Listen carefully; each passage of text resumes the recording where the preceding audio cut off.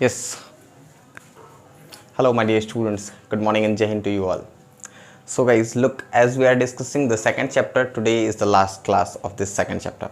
Okay, today we will finish all the rest topics which are left. So, look, we had discussed in our previous class that how the Constitution of India has formed. Okay, the Constitutional Assembly has formed the Constitution of India.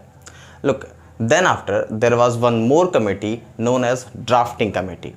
Look here, Drafting Committee. So what this committee is, yeah, we can say what this committee was. So there was one more committee known as Drafting Committee who was, you can say, discussing the rules and regulations, the acts which were made in the constitution by Constituent Assembly. Look, a committee to discuss the act drafted in the constitution was called Drafting Committee.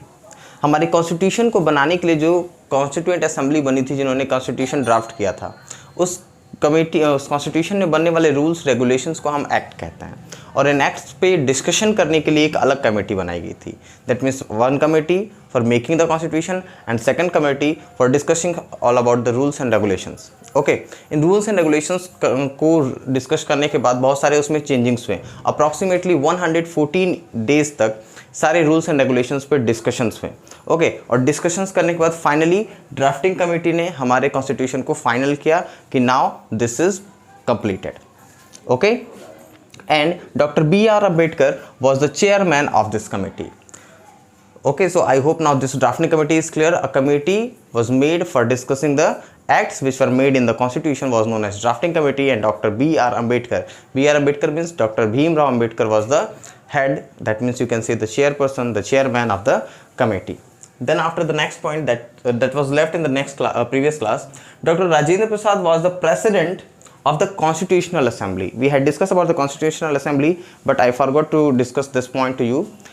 Dr. Bhimrao Ambedkar was a person in the Constituent Assembly, and he was the president of the assembly, and he was also the first president of independent India. Dr. Rajendra Prasad. Okay, and he was doctor Bhimrao Ambedkar.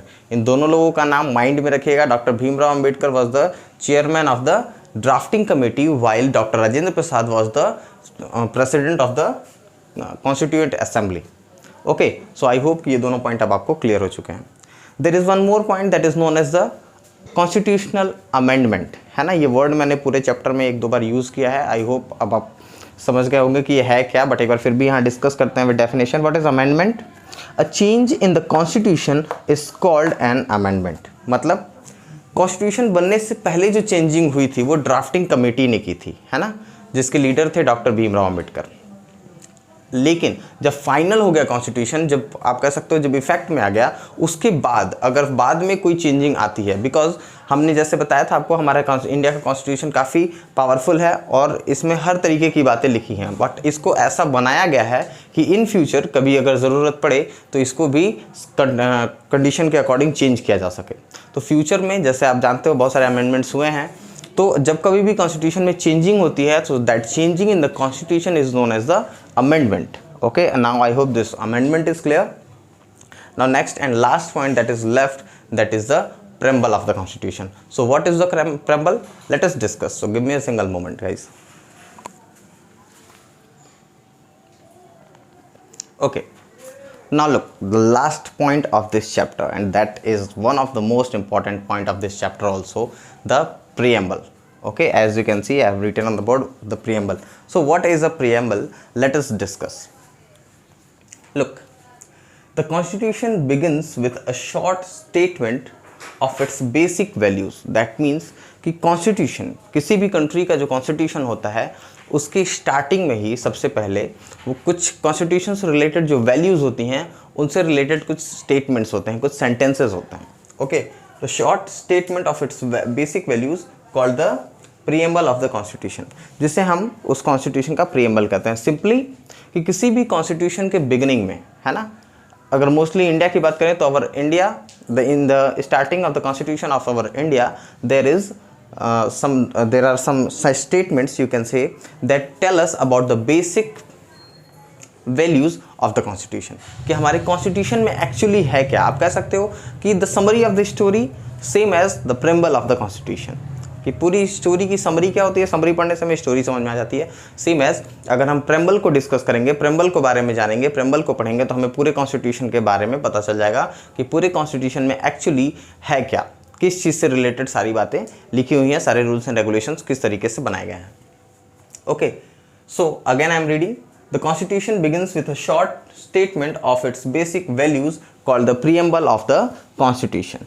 Okay, and the idea of the preamble was taken from America. कि America का जब constitution बना था तो America ने सबसे पहले अपने कॉन्स्टिट्यूशन के स्टार्ट करने से पहले वहाँ पे प्रेम्बल राइट किया था।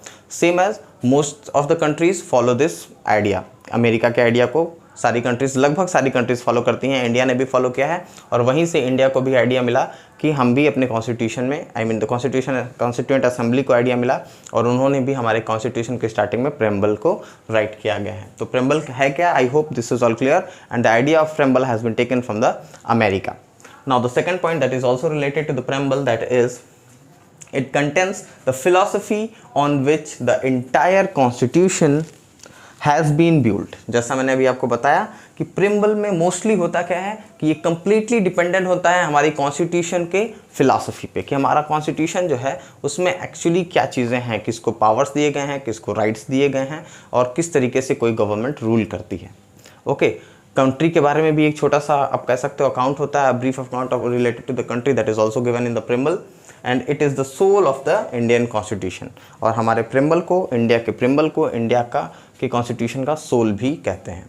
That means you can say the preamble of India is also known as the soul of the Indian constitution. Okay, so that was all about the chapter constitutional design. I hope all the topics that we have discussed in the chapter, that is all clear to you, and with this topic today we have completed the chapter. I will send you the exercise also. You please complete all that exercise in your civics notebook. I hope that is all clear to you. Thank you and Jai Hind guys.